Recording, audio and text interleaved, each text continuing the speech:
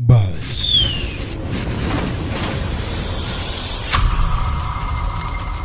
Banafe bana babuwambo films production ajala tekikumi bananga kanamala paka waka yagwe ekigwo duka bitalo kikigwate bitalo ebyaki bitalo byaki fudde bawa fudde kanamala fudde namusaga lekana etosaga musanze akuddenga mwami wange omwami we bwedali wano naye olabika onywedde enjaga naye muve ku bugolo siriiko kagolo siriiko njaga saanywedde bawo mufu agavudde nawe tozakungagaza omwami wange mwana muwala nanyonje Joan bamubikira omwami wange yatandika kaaba bannange omwami wange kanamala tata muwonge bannange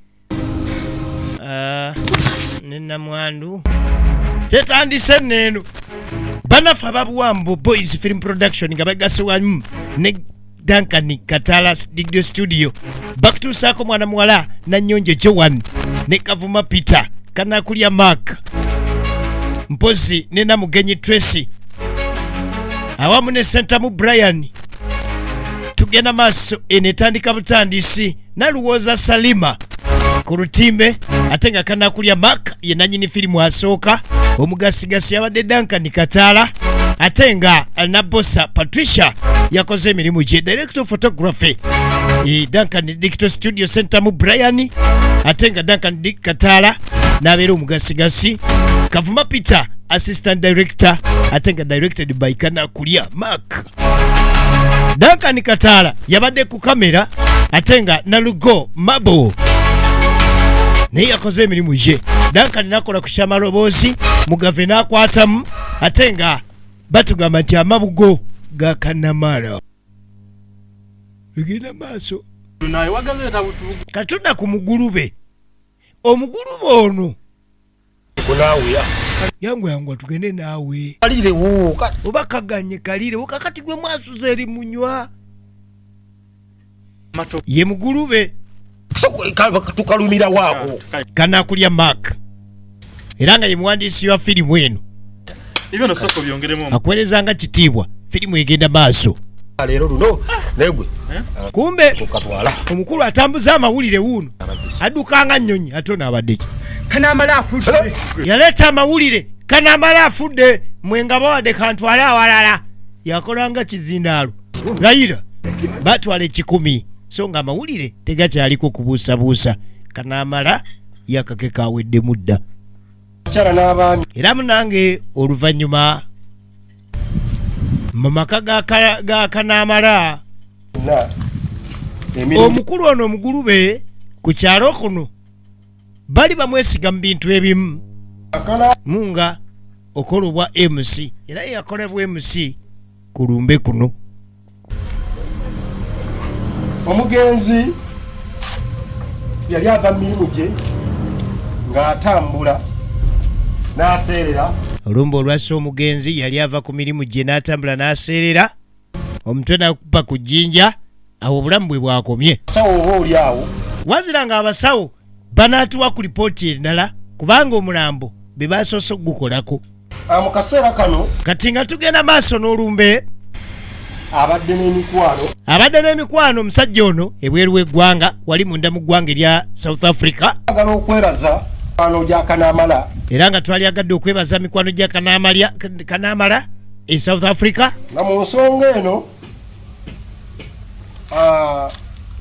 Umar Joseph baleese amabugo mangi Africa okuva e South Africa Umar Joseph obukadde 2.5 oyo aleese obukadde 2.5 baziike Kanamala amabugo ga muyinirano jja era naye okuva e South Africa naye akutteyo miliyoni 3 era nazo kashi nezituuka mu nsawo zanna Kanamala banne be yaleka e South Africa baweereza kibalite sente Galukande Joseph era abadde akola nga chairman Galukande Joseph owabava e Uganda ga miliyoni 5 naye ataddeko miliyoni 5 kashi namwandu azirina baweereza kashi abantu wano wammanga abakoze emirimu baweereza kashi Kanamala abasajja babadde akola nabe South Africa baweereza sente mu bungi. Abakoze ku kyemmere bannange mutugabudde. Kale n'olw'ensonga eyo amaziika ga Kanaamala bwe gatyo bwe gatambula era nga kitiibwa ye yali MC ku lumbe kuno. Ekitundu kino mwebale nnyo. Luvannyuma n'abiwunzika tutegeezangako nawe batyo yeebaza n'abannakyalo bonna ababaddewo ku lwamutuuze munnaabwe omutaka Kanaamala taata Muwonge biyimiriranga nammwe. era nga bannange wabaawo afunye ekizibu yenna naffe teyeerabiranga tukonako tutambulire awamu. Mukama abagumye bwe bityo bwe bitambudde. Kanaamala yawedde. Kale oluvannyuma lw'okuziika ayinako abamu be yakubira amasimu mikwano gye. Munnaye Kanaamala tumaze omuziika era we twogerera Wana gwe simanyi naye ebintu bino byandibaamu eddogo kuba omuntu okuserera obuserezi mbu n'agwa n'afa. Kati naye abuusabuusa muyaseredde n'agwa wankubadde n'afa. Oli n'ava ku booda n'agwa n'akutuka n'afa. Kati tuba tuli wano zaleeta mwannyina w'omugenzi. Tujja buliziganya mwannyina w'omugenzi. Obwedda nkunoonya eri tolabika. Yamusanga ku simu. Kati njagala okubuuza. Obwedda mpulira osoma ssente z'amabugo. Ga bigambo ga kashi. Ssente zonna weziri kashi. Kyava mugamba ssente zonna weziri kashi. Bane mwannyina ze nga bamuzise ssente nnyingi kati nziruwa. Oziwadde namwandu. Yamugamba aziwadde namwandu. Wulira abantu firimu etandise. Oli mulalu naawe. Uyu namwandu bati yetaaga ssente nnyingi bwezityo. Ssente nnyingi bwezityo. Osomye 5, osomye 6, osomye 2, osomye 8. Namwandu ng'omuwa ssente ezo. Ate ssente zimuyambeko ku baana. Kyava mugamba ssente zimuyambe ku mwana. Naye kye mbadde nkugamba olaba ssente. Wulira mwannyina w'omugenzi ye ssenga w'abaana. Nze nzikuŋŋanya ssente ezo. Nze ŋŋamba wali badde obuuza ani omuntu w'omugenzi sinaalikutte ssente. Ezo ssente zibadde ssente nnyingi. Oyo omwana oyo omukazi akyali muwala muto enkyagenda fumbirwa ezo ssente bazimubbeko.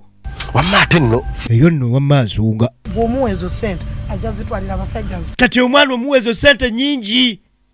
Oyo mwannyina zigobadde yawasa omuwala akyali muto bagenda muwa senca. Kati senga tukola tutya? ozijjayo. Zindagirire tugende tulye ssente gwe. Nze ngende nziggyeyo ssente. Ezo ozimpe nga bw'ogambye. Wulira firimu. Efirimu yino. Enteesaganya eziri wano za kubba mabugo. Tugende tubba amabugo. Namwandu tegamugwana. Tonda kitiibwa nkulayirira. Naye wabula kitiibwa ngenda kuggyayo ssente zo nzikuwe wallahi billahi. Olaba amabeere gano gali nziba mabugo ga mwannyinaze. Guba nsala naye ku bbeere oli mu mbeere. Kitiibwa n'omala ompitamu akanana ku mabugo ga mwannyinaze. Duniya. Kulagidde oziri? Kimanyi. Kiki kimpisa kitiibwa? Omanyi lwaki bampita kitiibwa? Kyogamba bwedda bwe ngasoma tegatukidde agamu ku nze saali baasa zimu saali ziridde. Gwe genda olete ssente. Munange. Owange mulyamu olukwe. Tujja kuhera. Munange kanaakulya nkulayirira olaba ndya ku mwana wa maama olukwe. Nziba amabugo ge. Neyogeza n'ogabba. Kangende ngaleete. Egina maaso. Bano Babuwambo Boys Film Production baleesa kino kika. Amabugo ga Kanaamala. Munayisenga ngaddayo. Kale namwandu. Yali yeewulunseeko ng'ava maanyi. Kumbe senga wuno avaayo n'ensawo. Mulamu kikyate. Mane mbadde noonya leesu yange. Anzija mwana. Ate olaga wa nti anzija tewali buzibu. Kumbe senga oba mulamu abbye akasawo k'amabugo. Ono mulamu kyate amanya namwandu. Kati Pulisira wuno avaawo n'amabugo. Ng'aleetera kitiibwa. Kanaakulya maaka. Sente mweziri nga baleeta amabugo.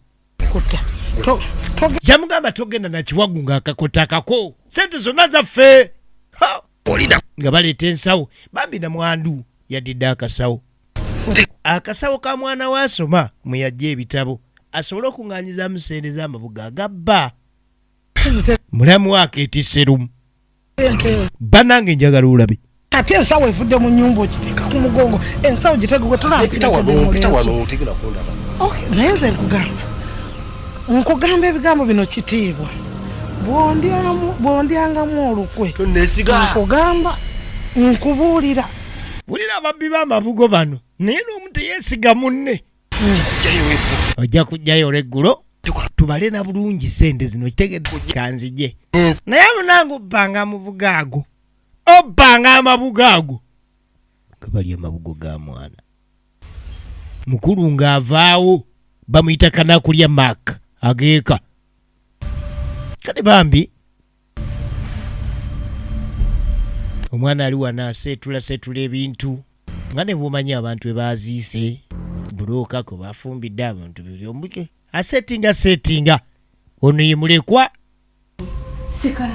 katudda mu nju tuwulira namwandu anoonya akasawo akabaddemu amabugo alekalabikako era nga batugamba nti bwetyo bwewedde abadde kanakulya mak yabadde director waayo era nga abadde ne Kavuma Peter mwana muwala manyiddwa nga Nanyonje Jowani n'abalala nga Sentamu Brian Duncan Katala yabadde ku kamera mugave yakutuusizaako weeraba.